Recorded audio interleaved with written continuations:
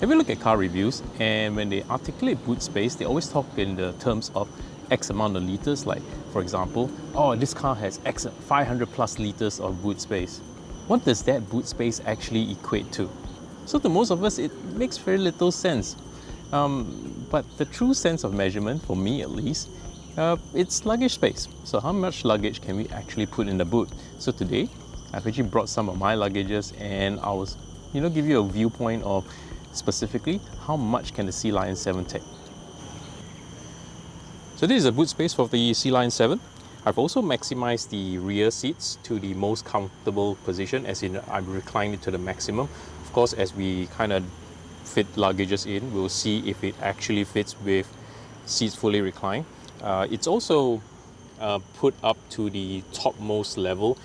I'm quite sure some of you may know the Sealion 7 is capable of dropping the floorboard here a little bit more, but we'll see how it goes. So the first luggage we're going to put in today is going to be a 29-incher. It's probably the largest luggage you typically check in for most flights anyway. Yeah, it's a very common luggage size, so I have 3 of these bags, and I'll see how many bags can I actually fit in. So the first one's going in. Okay, it's looking okay. It's got a little bit of a lip here that might impede the closing of the door. Let's see how it goes. I'll take another 2 more to kind of fill up the rest of the space. Second one's going in.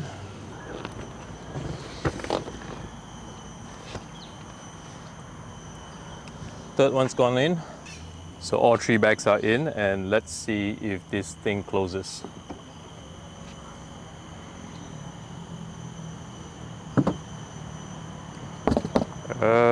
No, it doesn't. Not only did it not close, it actually dropped my trusty camera. So I'm just going to reattach my camera. So let's just make some slight adjustments. Maybe I'll drop the floorboard and see how that goes.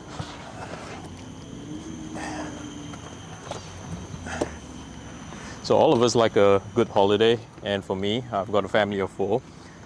We typically travel either to the airport or back to Malaysia, and yeah, 3 large luggages is not uncommon. Right, so dropping the floorboard 1 level, you get about a good maybe 2 inches, I would say. So let's see if this actually helps the situation. Okay, bags going in again. So that's number 1. Number 2. And number 3. It looks a little bit more promising just looking at the angles here.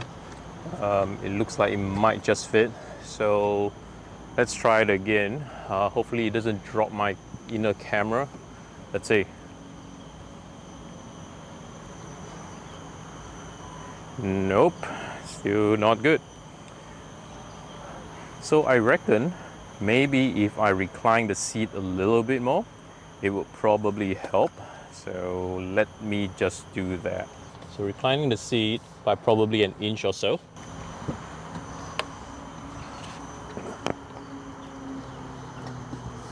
So reclining the seat gives it a little bit more depth. So hopefully with that, it's gonna close. Let's try it again.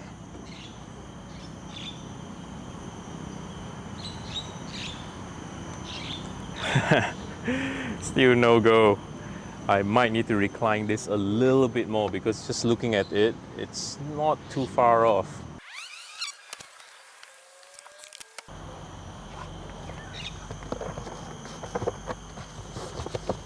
Right, I think we should be good now. Let's try one more time.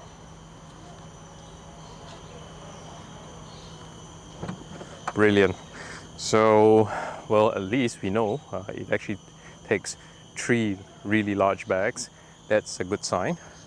So there's actually good enough space here for maybe small backpacks and whatnot, but it's highly unlikely that you'll be able to put check-in luggage or whatnot here because it's really tiny from a space perspective. You can look at here, it's probably got maybe 6 inches, which is not the size of any check-in luggage. A couple of backpacks may be good. but it may also impede your rear view mirror view. As you can imagine, this car has very little rear visibility, so that's something to take note. But before that, maybe it makes sense for me to kind of, flip the bags on its side and see whether it fits well too. Stacking the bags. Hey, you know what? This is actually not too bad. It's pretty efficient. That's another way to look at it. This would work too. Multiple options if you want to kind of consider. I reckon this is probably a better way to do it. Given that, there's additional space here that you can put a, probably you might be able to squeeze in check-in luggage of sorts. So with that, let's actually look at the frunk. And I know the frunk is relatively huge by most standards. I'm just curious if the frunk is able to take a particular check-in luggage, at least one check-in luggage.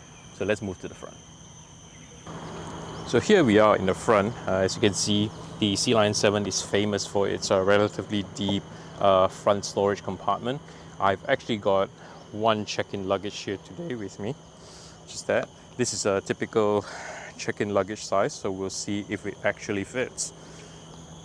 Here you go. You know what? It's almost as if it's made for check-in luggage. You've got very little wiggle room here. Probably some knickknacks and a couple of plastic bags I think should still be able to go through. But net of it is that, guess what? It's exactly the size of the front trunk. So if you can see, it's really super flush. And let's see if it closes well. Yeah, no dramas. Fits like a glove. So as you can see, the front is probably good for one more check-in luggage. So if you have 3 at the back, maybe squeeze in a couple of backpacks and one check-in at the front. Now that we have done the frunk and the trunk with the largest baggage, we will now try slightly smaller luggage. This is probably what we call a mid-size luggage. It's about 26 inches instead of the previous 29.